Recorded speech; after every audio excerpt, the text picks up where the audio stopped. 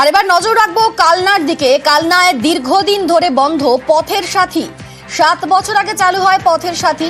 কালনা হাসপাতালের পাশেই এই পথের সাথী, যে কারণে উপকৃত হন এলাকাবাসী।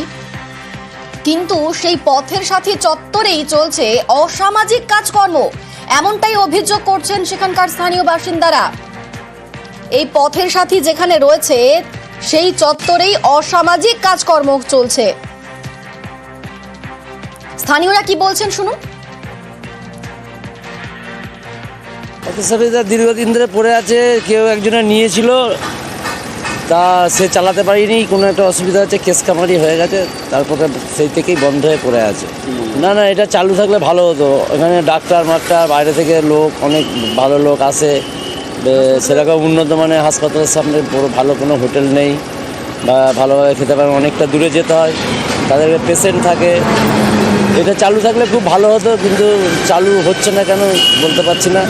হ্যাঁ, সরকারি হোটেল ছিল, এটা বন্ধ হয়ে আছে। কতদিন ধরে দেখছেন? আজ বছরখানিক হয়ে গেল বন্ধ হয়েছে। মানে এটা কি মানে খাওয়া দাওয়া সমস্ত কিছু সব সব সব কিছু, খাওয়া দাওয়া সমস্ত কিছু হতো। হ্যাঁ, লোকে থাকতো, খাওয়া দাওয়া হতো। এখন এটা হঠাৎই আপনারা দেখছেন? হ্যাঁ, এটা বন্ধ হয়ে গেছে, হঠাৎ দেখছি বন্ধ হয়ে গেছে। আমাদের সঙ্গে রয়েছেন প্রতিনিধি নবকুমার। নবকুমার, প্রশাসন কি বলছে এ নিয়ে?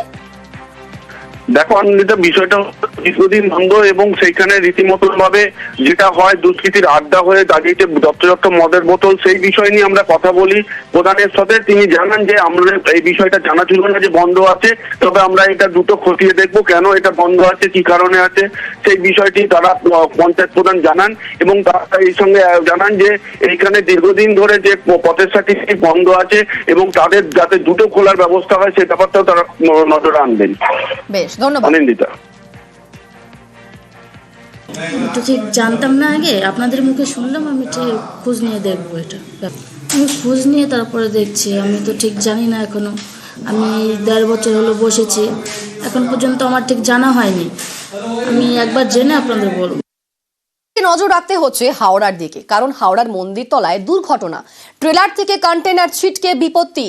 রাস্তার ওপর কন্টেনার পড়ে বন্ধ হয়ে যায় রাস্তা। বন্ধ মন্দিরতলা থেকে দ্বিতীয় হুগলি সেতু যাওয়ার রাস্তা, বন্ধ কোনা এক্সপ্রেস যাওয়ার রাস্তাও। আর যান চলাচল বন্ধে দুর্ভোগে পড়েছেন নিত্যযাত্রীরা।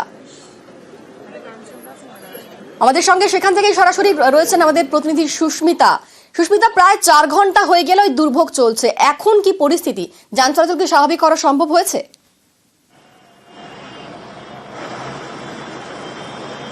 দেখো অনিন্দিতা, এখনো পর্যন্ত যান চলাচল স্বাভাবিক হয়নি, তবে যে চেষ্টা এতক্ষণ ধরে পুলিশ চালিয়ে যাচ্ছেন, প্রায় 4 ঘন্টা ধরে যে চেষ্টা চলছে যে পড়ে থাকা কন্টেনার বা দুর্ঘটনা কবলিত যে কন্টেনার সেটিকে অপর একটি ট্রেলারে তুলে যাতে এই রাস্তাটি ফাঁকা করে দেওয়া যায়, এবং সেই চেষ্টা এতক্ষণে শেষ হয়েছে। দুটি বড় বড় ক্রেন, সেই ক্রেনের সাহায্যে দুদিক থেকে তুলে আড়াআড়ি ভাবে রাস্তার ধারে পড়ে থাকা, রাস্তার মাঝে পড়ে থাকা আড়াআড়ি ভাবে যে কন্টেনার, সেই কন্টেনারটিকে ইতিমধ্যে এই ট্রেলারে তোলা হয়েছে এবং সেটিকে অপর একটি ট্রেলারের মারফত একেবারে অন্যত্র সরিয়ে নিয়ে যাওয়া হচ্ছে। রাস্তার কিছুক্ষণের মধ্যেই ফাঁকা করে দেওয়ার চেষ্টা, যত তাড়াতাড়ি সম্ভব যদি রাস্তা ফাঁকা করে দেওয়া যায় সেই চেষ্টা এই মুহূর্তে চালাচ্ছেন Howrah police, Howrah traffic police উভয়।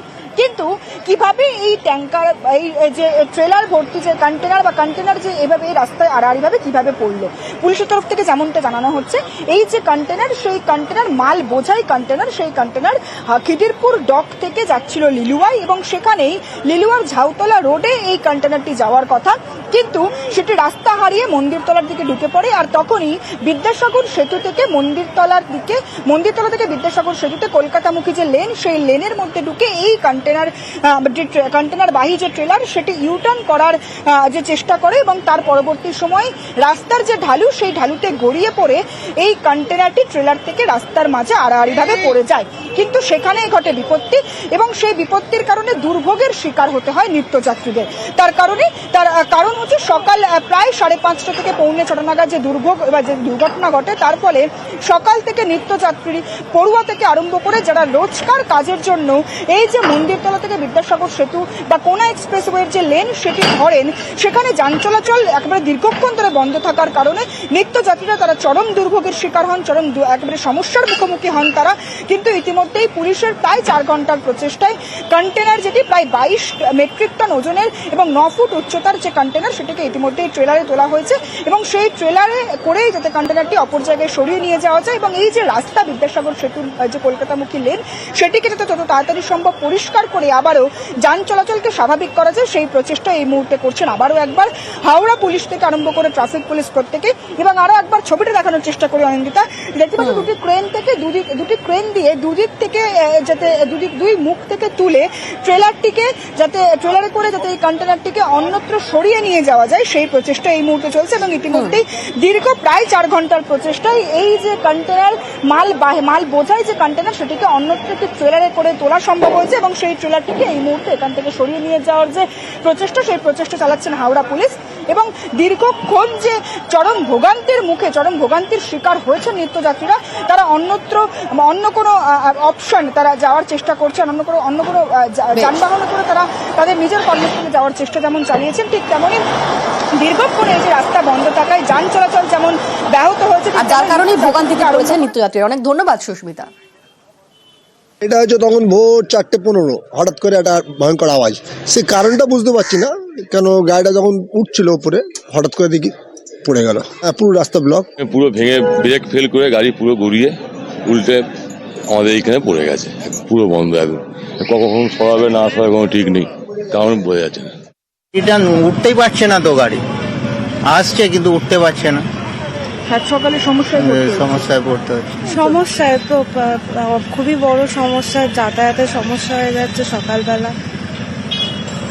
কোনো বাস বা কিছু চলছে না? না, যাবে না তো, এটা দিয়ে দেখা যাক কি করে যেতে হবে। এবার পরীক্ষা চলছে, এখন এক্সাম, তো যেতেই হবে, কিছু করার নেই।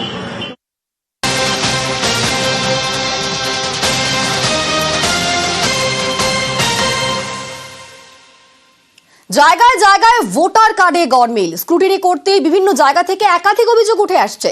কোথাও এপিকে গরমিল, কোথাও আবার এমন নাম লিস্টে রয়েছে যেখানে সেই অস্তিত্ব সেই মানুষের নেই। এবার বনগাঁর দিকে নজর রাখতে হবে। বনগাঁয় ফের বাংলাদেশি ভোটার। বনগাঁর ধর্মপুকুরিয়ায় ভুতুড়ে ভোটারের অভিযোগ উঠছে। 2 নামে 2 এপিকে তালিকায় একই ভোটারের ছবি। ওই ভোটার ঝিনাইদহের বাসিন্দা বলেই দাবি করা হচ্ছে।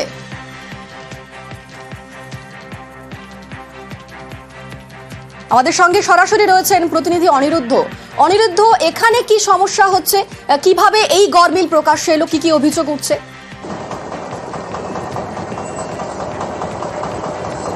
দেখুন অনিন্দিতা, উত্তর 24 পরগনার বনগাঁ ব্লকের ধর্মপুকুরিয়া গ্রাম পঞ্চায়েতের প্রধান তাপস মণ্ডল এবং তাদের দলীয় সদস্যরা ধর্মপুকুরিয়া গ্রাম পঞ্চায়েতের সুখপুকুরিয়াতে এই ভোটার তালিকা সংশোধনের কাজে যখন বাড়িতে বাড়িতে সার্ভেতে যান, তখনই তাদের চক্ষু চড়কগাছ হয়। কারণ একই ব্যক্তির ছবি রয়েছে ভোটার লিস্টে, কিন্তু 2 জায়গায় তার 2 নামে 2টো ভোট রয়েছে, 2টো আলাদা এপিক কার্ডে ভোট রয়েছে।